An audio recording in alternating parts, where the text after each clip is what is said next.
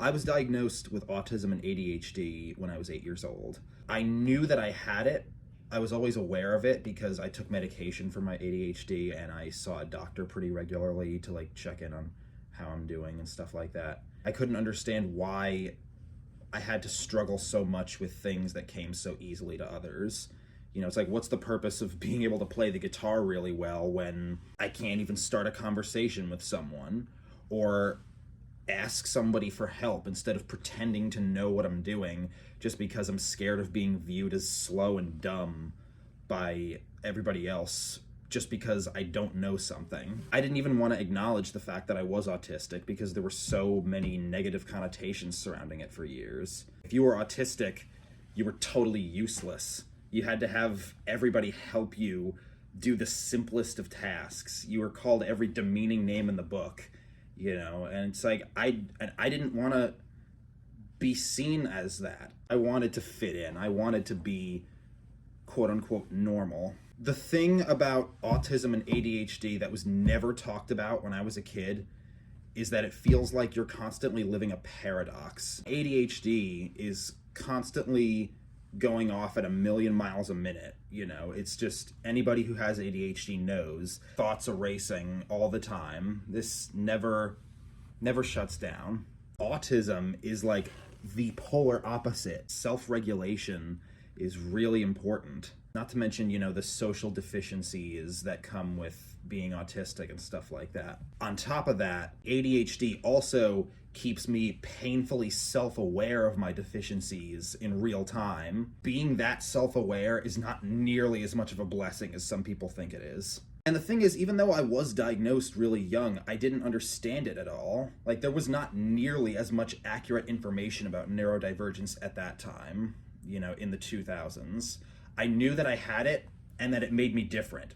That was it. I didn't understand at the time that I needed to take care of myself and generally just be more kind and gentle to myself and more forgiving of myself for these deficiencies.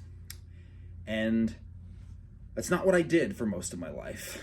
Thinking about what I used to do makes me cringe. I tried so hard to bury the fact that I had autism and ADHD. I tried so hard to pretend like I wasn't struggling, to convince people and myself that I was normal. I tried to force my way into social situations and conversations even when I had nothing to say because I fundamentally didn't know how to interact. I spent so long being so angry at the fact that I was autistic, and I wanted so badly to like overcome my autism, like it was a cold or something that I could just get over. I forced myself out into public, often out of spite for my own condition because I was so pissed off at the fact that I had it. I would tell myself to suck it up and just get through it. Sometimes it was worth it, other times it was not. And then the ADHD hyper self-aware side of my brain would take over, and I would be so angry at myself for not being normal enough and would end up shaming myself, and then rinse repeat.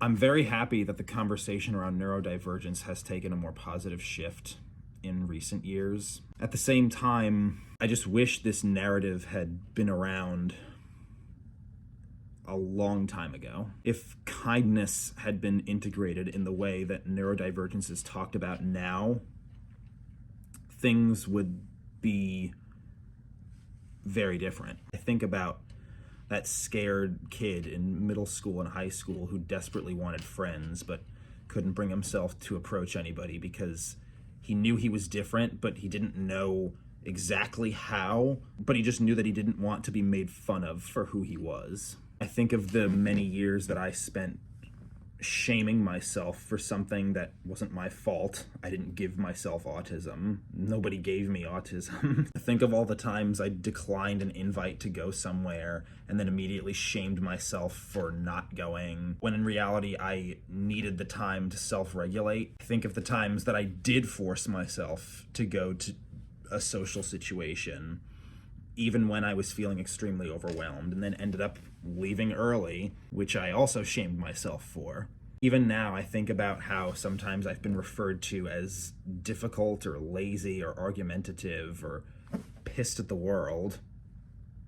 when I'm literally just trying to figure out how to be a person. It's bittersweet to see the positive shift because on one hand, of course, it's amazing and I'm very happy that people are talking about it. It just feels like it was a long time coming, and it should have been here a lot sooner.